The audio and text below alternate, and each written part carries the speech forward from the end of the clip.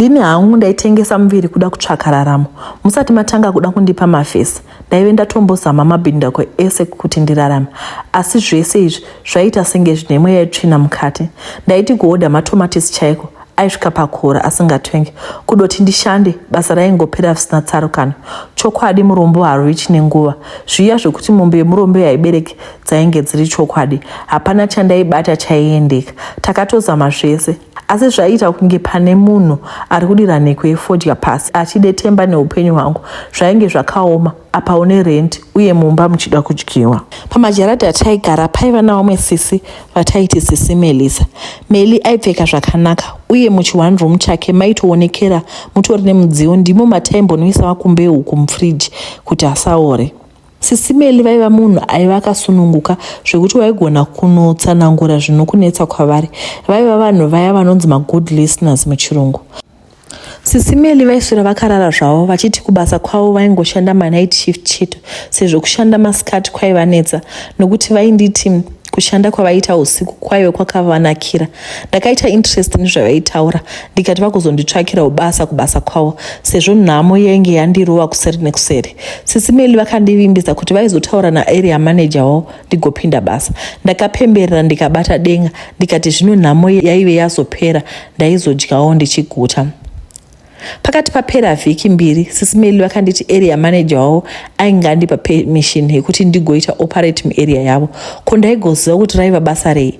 Ndini zvangu ndakapfeka zitsiga ndikurore to impress area manager asandiona sengenzenza.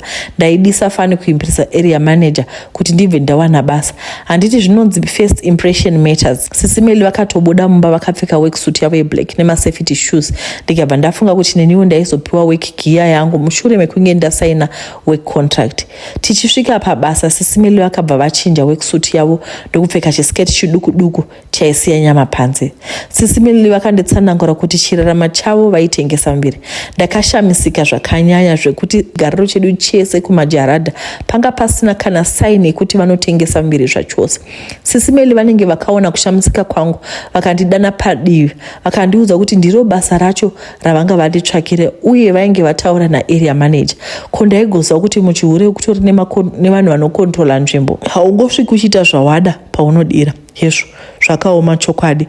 Area manager vakanditambira vakati vaida 10% of my first earning kuitira kuti ndigozopatrola freely munzvimbo mavo. Hezvo zvainge zvakaoma sekushayikwa kwemazino euku. Chisionekwe umhandara hwamai. Ndaizoonekwa dani ndakapfeka razimugobvuru randaive naro. Sisi Meli vakandidana vakati sarudzo yaive yangu. Ndaisafanira kuita zvandaisada. Wedwe ndakaona ndiri parumana nzombe. Ndaigona kudzokera kumba tonodamburira mutsipa umwe chete weuku wainge wasara. Zvakandiremera kudzokera kumba, zvakandiremera kumira ndichitengesa muviri. Sisi Meli vakanditora vakandiudza mado's and don'ts muindustry. Kushandisa butiro nguva dzose, number 1. Number 2, cash of the day haifaniri kuziva paunogara. Number 3, muchihure hamuna tsika, business, no pay no show. Number 4, muchihure hamuzvarwi mwana. Number 5, kune ma-short time nema-long time zvinosiyana pamari. Sisi Meli vakaoneka vakasiya vandipa mabutiro ekushandisa. Ndaifila out of place ende maveterans mubasa vaisatombonyarakana. Kwaiti ukauya motikari yaita kuflash, ivo vaitoziva code yachona. Vamwe ndivo vaibva vawedzera kuzvifukura kuti vaonekwe nemaclient. Client yaibva yapika waanoda ndiye hutu vakaenda. Kwaiuya vakawanda vanatsokorola vemagonyeti uye vaifamba nemutumbe yemota, mazirange rover, Prado nemarapture. Pava pasvika uno mutumbo wemoto ukanongedzera kwandiri. Ndofunga baba vakazviona kuti ndaive nyubi muindustry. Vakanditora tikaenda kuloji. Takasvika hapana chakaitika. Vakagondimbundira tikarara pambedha. Vakabva vandipa $100 after 1 hour. Vakanondidropa kwavainge vanditora. Ndakasara ndiri confused kuti kondokwecha kwacho here. Ndakasvika ndikapa area manager once off payment yake. Ndikatosara nechange. Sisi Meli handina kuzovaona. Ndakabva ndadzokera kumba. Ndakatozosangana naSisi Meli mangwana acho. Zuva ronovira ndikavatsanangurira mafambiro andainge ndaita. Vakaratidza kushamiswa nazvo nokuti chigariro chaSisi Meli chose vanga vasati vambosangana nazvo. Vakangonditi padanda ive neropa rinokwezva mari uye mhanza yakanaka. Imwe mari yandainge ndapiwa nababa Range Rover. Ndakambotsvakira mwana wechikoro zvaanga asina nekutotengawo tokudya twanga tosimumba nekumbozorora kudya machunks nemachicken bones. Asi dai ndakaziva kuti china manenje achifambi ndingadai ndisina kudzokera murodhi zvakare, asi zvamunoona mari nechitema dai ndakaziva haitungamiri. Dai ndakaziva haitungamiri, asi zveama2K vanobva vati dai kufunga kwebenzi. Munoziva kuti 6 cents yaigara ichindiudza kuti something is wrong pana baba ava, asi handina kumbozviisa musoro. Ndofunga ndaive ndava blinded nequick money, plus pese pataienda kulodge hapana chaitika. Ndaive ndatojaira kuti kusvikombondirana zvopera, ndobva ndatopiwa bhuru rangu semazuva ose. Chero butiro ndaiva ndisingachatakuri nekuti ndaiziva kuti hapana zvaitika. Asi baba vamushini wavo waiva usingashande, asi vane zvaivanetsa zvekuti vaingoda someone to keep company. Ichi chakava chijairira zvekuti ndakava comfortable around him, ko ndaigotyei kuATM animal.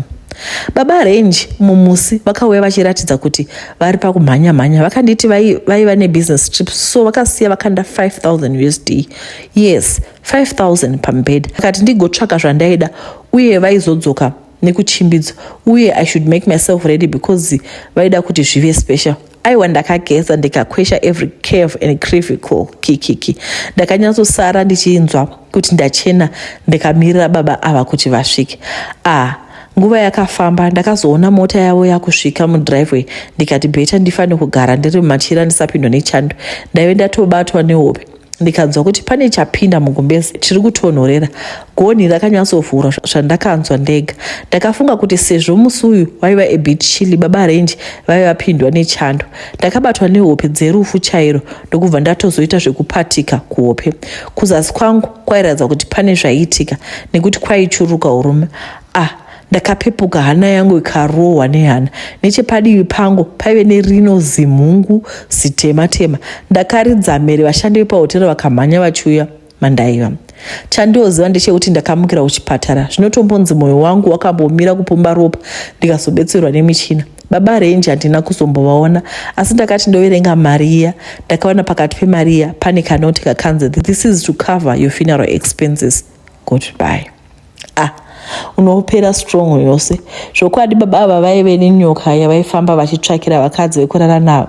Yavaita mari nevana vevamwe, ndosaka vaindivaraidza naye. Izvo vaiziva zvavo kuti bonde ndaizoita nenyoka. Asi baba Range vaiva nyoka chaivo. Kana kuti baba Range vaive neutsinye hwekuruma, vaive neutsinye sehwenyoka yavo yekuruma chaisingati.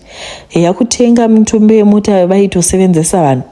Ndakanamatirwa nevatumwa vaishe ndikazodzokedzana njere dzangu dzakamborasika, kunyatsofunga kuti zvechokwadi ndaive ndasangana nenyoka, asi chokwadi vanhu vane mushonga basadaro. Zvekunomira murodhi ndichinokechwa ndakasiya. Ndakatendeuka, ndava kunamata, ndava kutoitawo mabasa angu emaoko ndichirarama nemwana wangu. Kubva zvaitika nyaya iyi, sisimeli vakabva vasiya basa reusiku, vava kuhodha nekutengesa mabhero. Zvechifambi hazvichabhadhari. Vanhu vakatakura kurema kunzoko. I'm a living testimony. Kukurukura hunge wapotswa. Ndipo paperera nyaya yedu. Ndanzwa kuzeza, ndanzwa kumirira, ndanzwa kutya nezvinhu zviri kuitika muupenyu. Vasikana vane nyaya dzavo dzinorwadza, dzinotyisa. Handizivi kuti nemiwo munofungewo vedu iyi nyaya yenyu takuunzirai. Handiti ndakakudza kuti ndiri messenger. Don't shoot the messenger. Changu ndechekungokuunzirai iyi nyaya ndakuunzirai. Munhu akavatisiwa nenyoka. Panze apa vanhu vari kusenga zvinorema. Varume vanenge vachitotsvaga vanhu vekushandisa. Sorry, handisi kuti varume, ndiri kungoreva vanhu vakaromba. Imi varume panapa musandiataka, ani musandokufarira isingaidi. Sorry guys. Tozonomwa vanhu vakutonyora kuti uri married here, unovenga varume. Aiwa, this is not personal.